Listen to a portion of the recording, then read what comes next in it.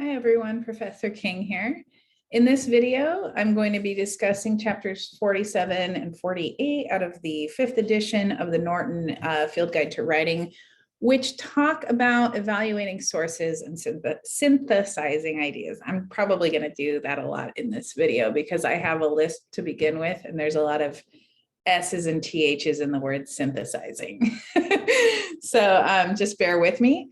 I will take it to a share screen in just a moment, but always remember that if questions arise, you can email, Canvas message, Instagram message, or visit me during Zoom office hours, as long as you do so kindly and politely. I don't typically respond to insults or other negative commentary about these videos, and particularly if they're not coming from my students themselves. So keep that in mind. Also, as the video goes on, this might be a little bit of a longer video because of what we're talking about and the amount of information I'll be sharing. But if you need to pause or take a break or pause to catch up, make sure you're doing that as I share and go over these concepts. And speaking of sharing, I'll take it to a share screen now, and we'll go straight to the PowerPoint so that we can get this thing out of the way. So we're talking about evaluating sources and synthesizing ideas. What does that mean? Well, that means the part of the essay where we're bringing in outside sources, which is a requirement for essay 2 going forward, that we know how to do that and that we're doing it well. So let's talk about sources in terms of usefulness, right? When you're evaluating a source, you want to make sure to ask yourself, is it reliable? Is it scholarly? Is it peer-reviewed? Is it relevant? What does peer-reviewed mean? Well, peer-reviewed means that a panel of people whose job it is to further knowledge, i.e. scholars, researchers, scientists, doctors, et cetera, are they looking over this document and providing their feedback to the person who is writing or publishing it to make sure that it is valid, that it is truthful, that it is well researched, et cetera, because the kinds of sources you're going to get off of Google, for the most part, are not peer reviewed, right? There is no sort of panel of experts looking over the information. A lot of the stuff you get on Google is so that people can make money to publish whatever information they think that the public wants to consume. So that's why it's so much more important that we go to the library website to get our sources on any number of topics that we'll be looking at in this and other courses.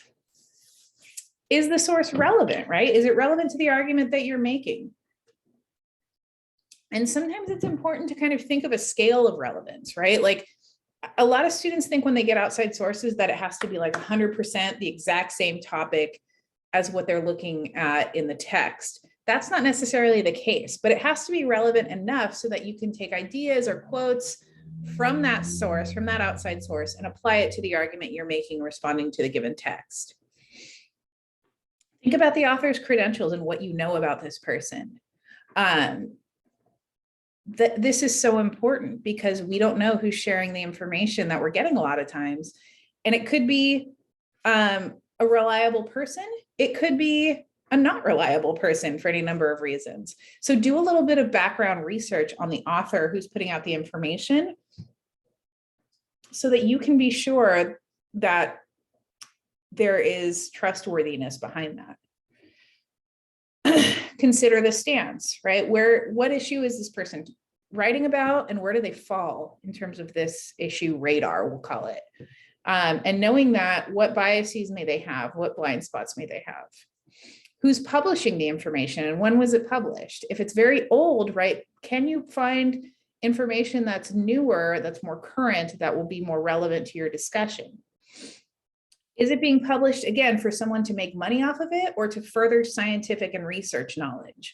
If it's the first one, you probably want to stay away from it. Whereas if it's the second one, you want to gravitate more toward finding it. And again, the making money stuff you'll find on Google. It's not super helpful a lot of times. And it's, for lack of a better term, it's too basic. You want to find the stuff that's challenging, that you have to grapple with and read that really might be difficult for you to read, but that is from a scholarly source that you can find on the library website, because it's going to be that much more fruitful for your argument. How difficult is the material to grasp? And actually, if the answer is it's difficult, that's probably better than something that's too simplified, too easy. Because again, that means you're grappling with these very heady scholarly ideas. Is it available? Sometimes we're going to find great sources, but unfortunately, we just get like the abstract or the title. We can't use that for our research because we need to be doing complete research. And so if it's not available, try to find something that is, that discusses the same topic. And the odds are you'll find it. And then where does the bibliography lead you? At this level, students always think that they have to provide a works cited or a bibliography to show that they're not plagiarizing. But really, the higher and higher you go, the reason why we have bibliographies and works cited is when you become a researcher and you start doing your own research and you read these sources, these articles, these chapters, these books, whatever they may be, and you think that they're really killer and they're really going to help provide support for whatever argument you're making, then you say, well, where'd this person who's sharing this argument do their research? You go to their bibliography or their works cited, and then you can find even more sources that may speak to the topic that you're researching. And so that's what really a bibliography is for, is to just go down that rabbit hole of like seemingly endless research so that you can know as much about a topic and its history as possible. And as you're reading the sources, make sure you read with a critical eye. Be able to answer these questions to the best of your ability. What's the argument that's being shared? Is it persuasive? And if not, why not? If so, why? Why so? Is the author objective? Or again, where do they have biases or blind spots?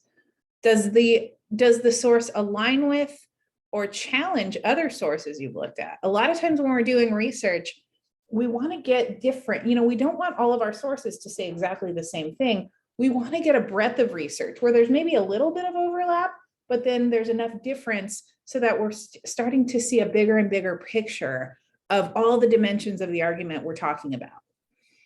And if they're if they're challenging one another, that's also cool, because then you get to see all sides of the argument. Does it align with your argument, or does it challenge it? And if it challenges it, what are you going to do with that? Are you going to build on your prior knowledge in a way that's useful or helpful to your argument, or are you going to ignore it? Always think about why the person's sharing the information they're sharing with you, who their audience might be, and why they're sharing the information in this way. And then when you're all done and you've considered all of these things, what did you learn? And what do you still need to find out about this topic, this subject, this argument, the naysayers, the counter arguments, the blind spots that you're not considering, et cetera, et cetera.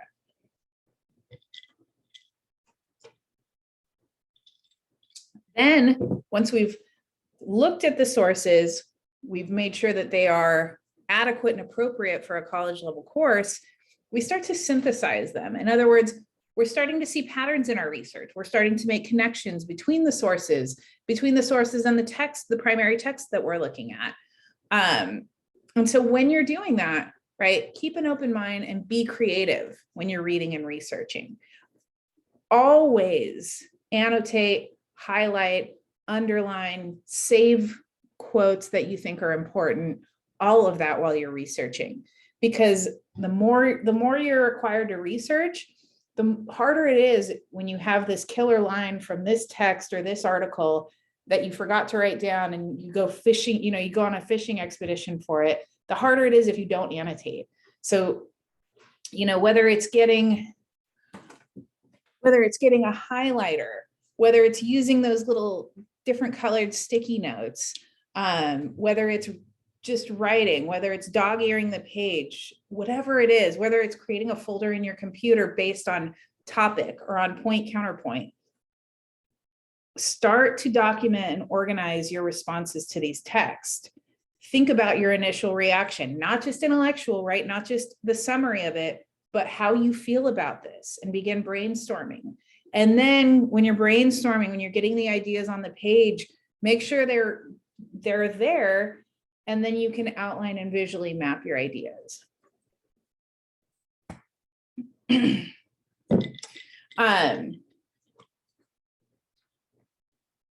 Just to talk a little bit more about synthesizing ideas in terms of having a system, I'll tell you this, like a system that I do.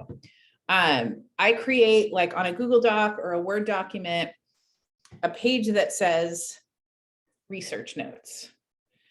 And I organize it by one of two ways. I either organize it by author or by topic. And so I create, I have my Google Doc, it's research page. Let's say my author is Foucault. Then all of the quotes or ideas from Foucault that I think could be helpful, I list them. I just put them on the page. And I make sure that in parentheses after the idea or the quote especially, always put in parentheses the author's last name and page number.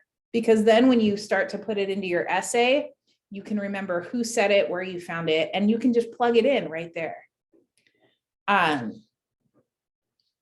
So you have the page, you have the author, then write out that whole quote or summary. Again, that way you can just cut and paste. Once you have that evidence that you've gathered, you can just cut and paste it into your essay when you get there.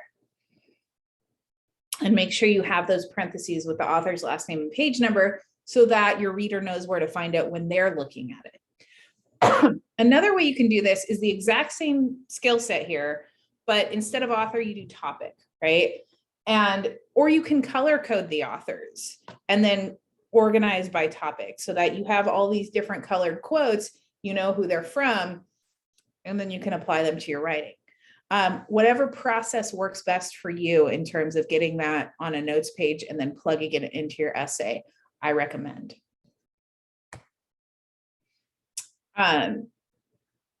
So in terms of synthesizing information to support the argument you're making, the ideas you're sharing, synthesize, again, those ideas from research. Where do the sources themselves overlap? Where do they disagree? How do they fit into your overall argument as support, right? You need to come up with the argument yourself. Your evidence just supports the argument that you're making. You never want to have these people speak for you. You want to have your own unique argument that the research you're gathering supports. And that's a very important distinction to make. That's when we go from soft plagiarism to critical analysis and critical thought.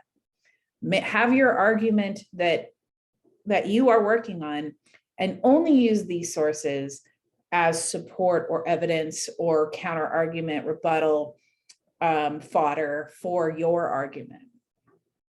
Develop ideas about your topic, support those ideas using the research. And again, don't plagiarize, don't let others speak for you. In another video, I talked about how these arguments have been going on for millennia. And when I say arguments have been going on for millennia, I mean it. You want to talk about a topic, whether it's race or gender or class or science, religion, anything, money, socioeconomic status, ability status, sexual orientation, you can find stuff about any of those topics dating back thousands of years. And so what does that mean? It means these conversations, these rhetorical situations, these arguments have been going on for a very long time. Maybe not in the form that they are today, right? But they've been going on for a long time.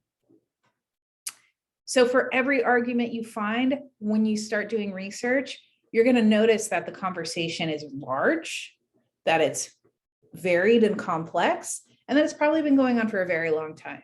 So that makes research sometimes start to feel like the haystack and you're looking for the needle. But again, the more you're able to place yourself within this conversation by knowing what your argument is, how you feel about the prompt and the subject matter, the more it's going to help you perform research on that topic. And again, always show readers how your source material relates back to the thesis. And the best way to do that is to always have the prompt in front of you. Because if you have the prompt in front of you, you know the question that you're answering with your argument. And if you know exactly what question you're answering with your argument, you know your argument. And if you know your argument, hey, quiet. if you know your argument, you know the kind of evidence you need to find to either support or provide context for, or provide a counter argument that you can then create a rebuttal. You know how to find that. So that is incredibly important. And that, I guess, is faster than I thought it was going to be. I'll take it off stop share now. That, as they say, is that. This is not the end all be all on evaluating and synthesizing sources, though. If you'll recall, in the first couple of weeks of this semester, we've had discussions about types of sources, and now we're talking about how to evaluate them. We're going to do even more work in terms of evaluating and incorporating them as the semester continues. So know that we are on this train. We are doing the source work, we're doing the research work, and by the end of this semester, you should feel comfortable as a writer to incorporate that research into an argument essay. So I hope this helped. I hope you all have a wonderful rest of your day and week. And again, hit me up if any questions come up, and have a good one. Bye.